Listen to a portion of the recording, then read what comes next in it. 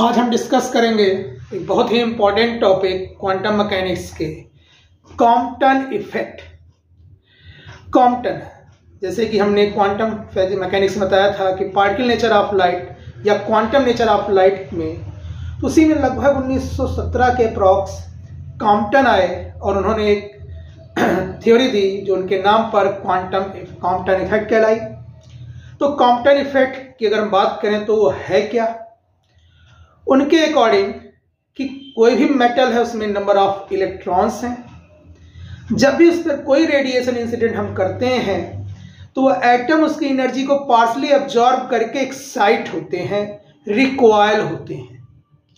तो उसी में उनका एक कॉन्सेप्ट था कि जब भी कोई भी रेडिएशन कोई एक पर्टिकुलर फ्रीक्वेंसी या वेवलेंथ की हो, हम इंसिडेंट करें on the metal surface, incident करें किसी इलेक्ट्रॉन पर, तो होगा क्या कि वो उससे पार्शियल कुछ एनर्जी एब्जॉर्ब करके रिकॉइल होगा। अब कंजर्वेशन लॉ ऑफ एनर्जी क्या कहती है कि अगर रेडिएशन की कुछ एनर्जी इलेक्ट्रॉन रिकॉइल करने में खर्च कर दिया, यूज कर लिया, तो आफ्टर स्कैटरिंग जो एनर्जी स्कैटर्ड बीम मिलेगी उसकी एनर्जी इंसिडेंट से कम हो जाएगी। तो according to Planck energy of radiation क्या है? एच न्यू या Hc बाई लैम्डा, डिपेंड्स करती है फ्रीक्वेंसी और वेवलेंथ पर, जिसमें h हमारा क्या है? Planck constant. तो अब यहां पर अगर हम कहें कि आफ्टर स्कैटरिंग एनर्जी कम हो गई, तो इसका मतलब सीधा सीधा कह रहा है कि फ्रीक्वेंसी और वेवलेंथ दोनों चेंज होगी। फ्रीक्वेंसी घट जाएगी और वेवलेंथ बढ़ जाएगी। यही इफेक्ट, यही फिनोमिना जिसमें इलेक्ट्रॉन को रिकॉइल करने पर आफ्टर स्कैटरिंग जो स्कैटर्ड बीम की फ्रीक्वेंसी घट रही है या वेवलेंथ बढ़ रही है, यही इफेक्ट हमारा क्या कहलाता है? कॉम्पटन इफेक्ट कहलाता है। और वो जो अंतर आया, वो जो वेवलेंथ बढ़ गई, मान लिया पहले लैम्डा थी बाद में लैम्डा डैश हो गई, तो जो डिफरेंस क्रिएट हुआ है यहां पर, वो हमारा कहलाता है कॉम्पटन शिफ्ट। तो उसी कॉम्पटन शिफ्ट, उसी कॉम्पटन इफेक्ट को यहां पर हम मैथमेटिकली देखेंगे।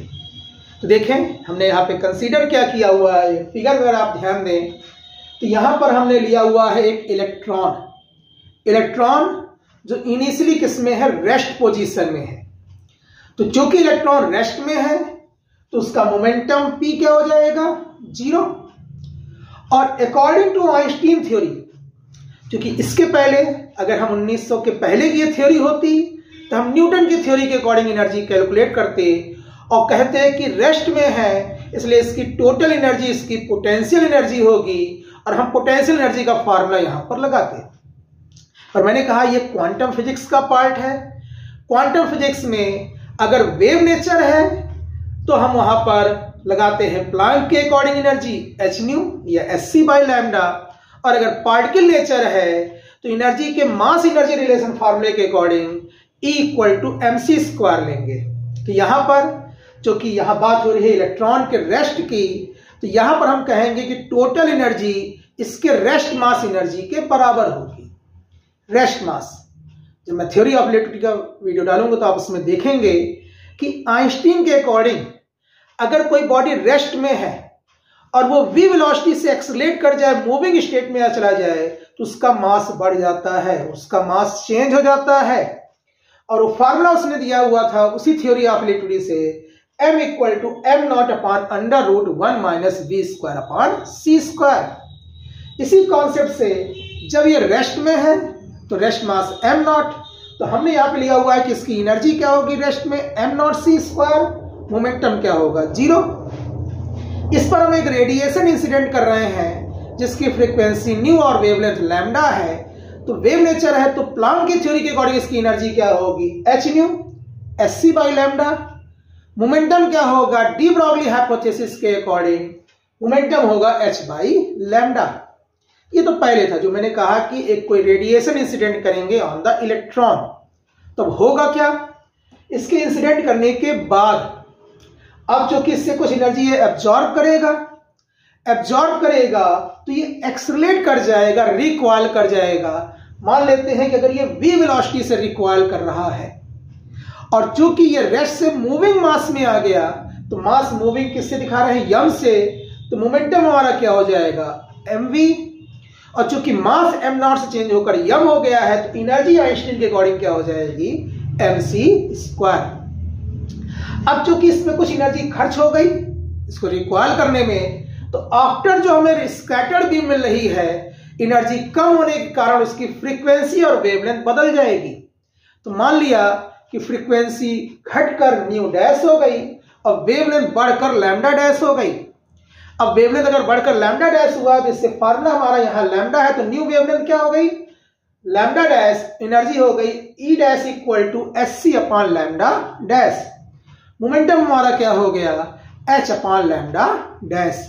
ठीक, और यही इफेक्ट जिसकी अभी हमने चर्चा की कि आफ्टर स्कैटरिंग इलेक्ट्रॉन को रिकॉइल करने में जो वेवलेंथ बढ़ जा रही है, यही इफेक्ट ही हमारा क्या शो करता है, कॉम्पटन इफेक्ट। तब यहां पर हम कॉम्पटन शिफ्ट के लिए एक्सप्रेशन निकालेंगे। मतलब हम निकालेंगे कितनी बढ़ गई wavelength, lambda dash minus lambda की वैल्यू, और किस पर डिपेंड कर रही है उसकी बात। तो चलिए उसके फार्मूले निकालने के लिए हम दो बेसिक कॉन्सेप्ट यहां पर यूज करेंगे, conservation law of energy and conservation law of momentum, जिसके अकॉर्डिंग कि energy neither created not destroy हमेशा क्या रहती है, कांस्टेंट, और लीनियर मोमेंटम भी कहता है कि टक्कर के पहले और टक्कर के बाद मोमेंटम क्या होगा, सेम होगा। तो इन्हीं दोनों कॉन्सेप्ट को यूज करते हुए हम यहाँ पर आगे बढ़ते हैं। हमने माना था पहले मास m0 था इलेक्ट्रॉन का, बाद में m हो गया, इधर वेवलेंथ लैम्डा थी, बाद में बढ़कर लैम्डा डैश हो गई। तो उसके अकॉर्डिंग अगर हम कंजर्वेशन लॉ ऑफ एनर्जी की बात करें, तो कंजर्वेशन लॉ ऑफ एनर्जी कहती है कि बिफोर, तो देखिए आप यहां पर रेडिएशन की एनर्जी क्या थी, SC बाई लैम्डा हमने ले लिया, इलेक्ट्रॉन रेस्ट में है तो उसका क्या था, m0c²। तो ये हमारा हो गया SC upon lambda plus m0c²। After हमारा क्या हो गया, आफ्टर हम देख रहे हैं कि जो स्कैटर्ड बीम है उसकी वेवलेंथ लैम्डा डैश होने का एनर्जी क्या हो गई, SC बाई लैम्डा डैश। ये मूविंग स्टेट में आ गया तो मास हो गया mc²। ठीक, तो ये हमारा energy before and energy after effect है। अब देख रहे हैं सभी में C कॉमन है, हमने सभी में से एक C कैंसिल कर दिया और m इंटू सी की वैल्यू निकाल कर लिख ली। इसको इधर ट्रांसफर जब किया हमने तो इधर बचा m into C equal to, इधर है h बाई लैम्डा, ये इधर आएगा तो क्या हो जाएगा, minus h upon lambda dash plus m0c। अब इसको स्क्वायर कर देते हैं, स्क्वायर कर देंगे तो इधर m इंटू सी क्या हो जाएगा, m²c²। यहां पर a प्लस बी दिख रहा है हमें, और a प्लस बी का होल स्क्वायर का फार्मूला हमने पढ़ा हुआ है a² plus b² plus 2ab। तो यहां पर पहले तो ये a के अकॉर्डिंग देखेंगे तो h upon lambda minus h upon lambda dash का स्क्वायर प्लस b² क्या हो जाएगा, m0²c² प्लस यहां पर 2ab करेंगे तो क्या हो जाएगा, 2m0c into h upon lambda minus h upon lambda dash. अब इसको थोड़ा सा और सिंप्लीफाई करते हैं तो इसको भी ओपन कर देते हैं, तो h हमने कॉमन ले लिया तो बाहर हो गया h², ये हो गया 1 by lambda square plus 1 by lambda dash square minus 2 upon lambda lambda dash. यहां भी a माइनस b का होल स्क्वायर यूज हुआ है, plus m0²c² plus 2m0c into h upon lambda minus h upon lambda dash. ये हमारा equation number 1 आ गया from the conservation law of energy.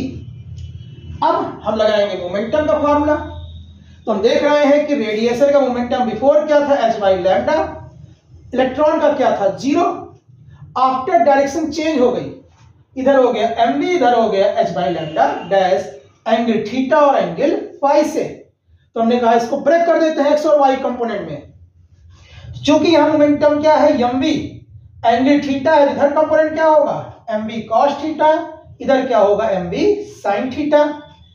इधर h by lambda dash, angle phi है, इधर component क्या होगा, h by lambda dash cos phi, इधर क्या होगा, h by lambda dash sin phi. तो अब यहां पर हम x और y के लॉन्ग फार्मूला लिखेंगे।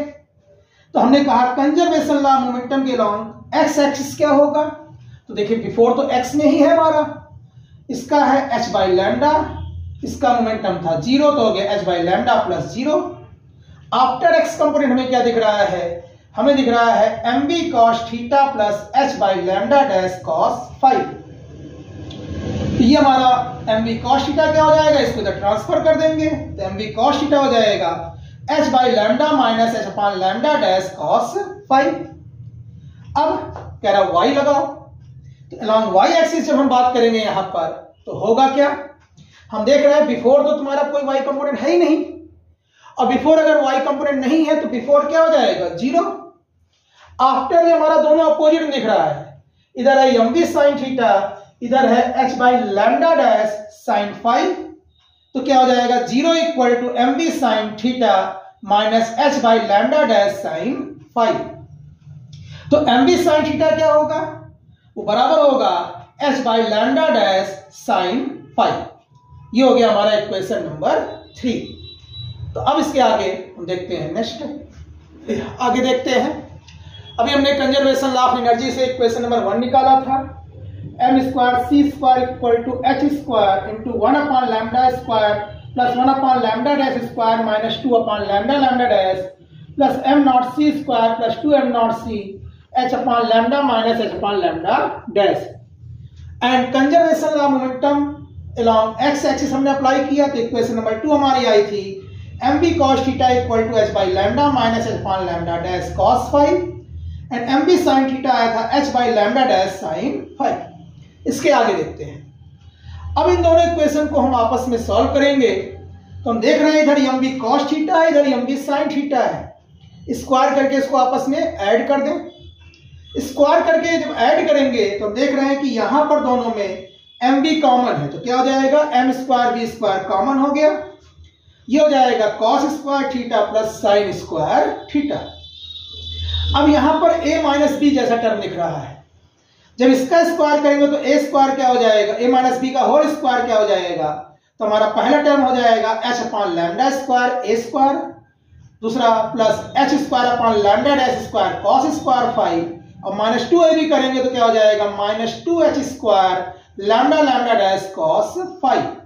इसमें ऐड करना है, तो हम देख रहे हैं यहां पर क्या है, h by lambda dash sin square phi, square करेंगे और ऐड करेंगे तो क्या हो जाएगा, h square lambda dash square sin square phi. अब अगर इन दोनों टर्म को आप देखें तो सिमिलर इसी तरह का इफेक्ट दे रहा है, जैसे cos square theta plus sin square theta यहां पर भी है, और दोनों देख रहे हैं कि h upon lambda dash square common है, तो cos square phi plus sin square phi दिख रहा है।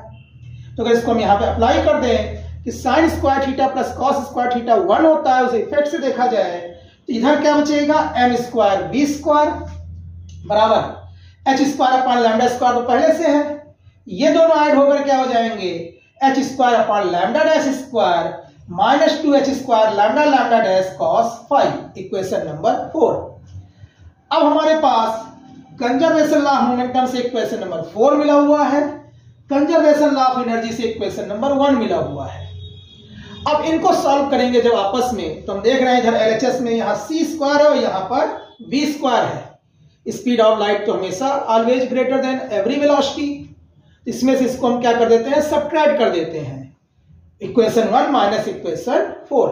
तो देखिए पहले एलएचएस, यहाँ है m स्क्वायर c स्क्वायर, यहाँ है m स्क्वायर v स्क्वायर, इसमें से इसको सब्ट्रैक्ट किया तो m स्क्वायर कॉमन है, क्या हो जाएगा, c square minus v square equal to, अब देखिए यहां पर पहला टर्म अगर हम मल्टीप्लाई करते हैं तो हो जाएगा h square into 1 upon lambda square, यहां भी है h square upon lambda square, तो ये टर्म और ये टर्म क्या हो जाएगा, कैंसिल सब्ट्रैक्ट करने पर।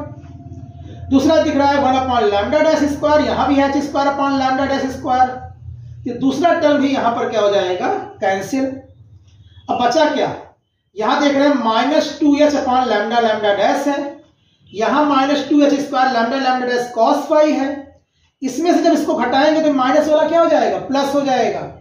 जब प्लस हो जाएगा तो इसको पहले कर लेते हैं, देख रहे हैं यहाँ कॉमन है 2h square upon lambda lambda dash, तो ये प्लस होकर हो गया cos फाई, और यहाँ माइनस है तो क्या हो गया, -1 प्लस। अब तो इसमें सभी सॉल्व हो चुके हैं इक्वेशन 4 में, बचा ये दो टर्म है, तो इन दोनों टर्म को नोट कर लेते हैं। तो है क्या, m not square c square plus 2m not c h upon lambda minus h upon lambda dash. इसके आगे हम देखते हैं कैलकुलेशन नेक्स्ट स्लाइड में, इसके आगे देखते हैं। हमारा लास्ट इक्वेशन आया था m square into C square minus we square equal to 2h square lambda lambda dash cos 5 minus 1 plus m not square C square plus 2m not C into h upon lambda minus h upon lambda dash. तो इस equation में आप देखेंगे एक term इधर दिया हुआ है m square into C square minus we square, इधर एक टर्म दिया हुआ है m not square C square. देख क्या रहे हैं, इधर ये मूविंग मास है, इधर ये रेस्ट मास है, यहाँ पे भी रेस्ट मास है। तो हमने कहा एक मास में कन्वर्ट करना हुआ, तो फिर से हमें वही फार्मूला याद आ रहा है variation of mass with velocity का, जो आइंस्टीन ने दिया हुआ था, m equal to m not upon under root 1 minus we square upon C square. इससे हम यहाँ फार्मूला अगर देखें तो अगर इसको हम स्क्वायर कर दें यहाँ पर, तो इधर हो जाएगा m स्क्वायर, इधर हो जाएगा m not square upon 1 minus we square upon C square. Cross करें क्या हो जाएगा, c square minus we square upon C square. C square ऊपर ट्रांसफर होगा तो क्या हो जाएगा m not square C square, और c square minus we square इधर आएगा तो क्या हो जाएगा m square into C square minus we square equal to m not square C square. तो आइंस्टीन के फार्मूले से हमें दिख रहा है कि m square into C square minus we square बराबर किसके है, m नॉट सी स्क्वायर के। तो ये वैल्यू अगर हम यहाँ पे पुट कर दे LHS में, तो यहाँ पर क्या हो जाएगा, ये m not square C square. बाकी हमने रिपीट कर दिया वही 2h square lambda lambda dash cos 5 minus 1 plus m not C square plus 2m not C h upon lambda minus h upon lambda dash. अब चूंकि बराबर किया तो ये टर्म और ये टर्म हमारा क्या हो जाएगा, कैंसिल। इधर हो गया 0, ये दो टर्म हमारे बचे। इसको कहते ट्रांसफर कर दें तो cos 5 माइनस 1 क्या हो जाएगा, 1 माइनस cos 5, हमने वही लिख दिया है यहाँ पर 2m not C h upon lambda minus upon lambda dash. ये इधर ट्रांसफर होगा तो हो जाएगा 2h square upon lambda lambda dash into 1 minus cos 5। अब देख रहे हैं यहाँ पर, इसको ब्रैकेट कर देते हैं तो हमें मालूम है कि h को अगर हम बाहर कर लेते हैं तो जाएगा 2m नॉट सी h बाहर, क्रॉस करेंगे तो जाएगा lambda dash minus lambda upon lambda lambda dash equal to इधर क्या है आपका 2h square upon lambda lambda dash 1 minus cos 5। अब इस फार्मूले में अगर आप देखें तो इधर 2 से ये 2 कैंसिल हो जाएगा, एक h से एक h कैंसिल हो जाएगा, लैम्डा लैम्डा डैश से लैम्डा लैम्डा डैश कैंसिल हो जाएगा। तो बचा क्या यहाँ पर, लैम्डा डैश माइनस लैम्डा अगर हम निकालना चाहें तो यहाँ बचा है m नॉट सी, यहाँ बचा है केवल h, तो हो गया h upon m not C into 1 minus cos 5। तो देख रहे हैं लैम्डा डैश माइनस लैम्डा, जो हमने कहा था कि जो वेवलेंथ बढ़ जाएगी उस अंतर को क्या कहा जाएगा, कॉम्पटन शिफ्ट। तो यही हमारा क्या शो कर रहा है यहाँ पर, ये शो कर रहा है डेल्टा लैम्डा, इसी को हम क्या कहते हैं, कॉम्पटन शिफ्ट कहते हैं, जो कि किस पर डिपेंड कर रहा है, h तो हमारा प्लांक कांस्टेंट है, कांस्टेंट वैल्यू है, m नॉट यहाँ पर मास ऑफ इलेक्ट्रॉन है वो भी कांस्टेंट वैल्यू है, c स्पीड ऑफ लाइट ये भी कांस्टेंट वैल्यू है। तो हमारे जो कॉम्पटन शिफ्ट है, जो वेवलेंथ में अंतर है, वो केवल कोई डिपेंड कर रहा है किस पर, स्कैटरिंग एंगल फाई पर। जैसे अगर हमने कहा यहाँ पर, अगर इस फार्मूले को देखें यहाँ पर, तो इस फार्मूले से निष्कर्ष ये निकल रहा है कि अगर स्कैटर्ड बीम सीधे पार कर जाए बगैर स्कैटर्ड हुए, जैसे रदरफोर्ड ने दिखाया था कि नाभिक से पार करते हुए निकल जाए, तो उस समय हमारा फाई बराबर क्या हो जाएगा, 0, कोई स्कैटरिंग हुई नहीं।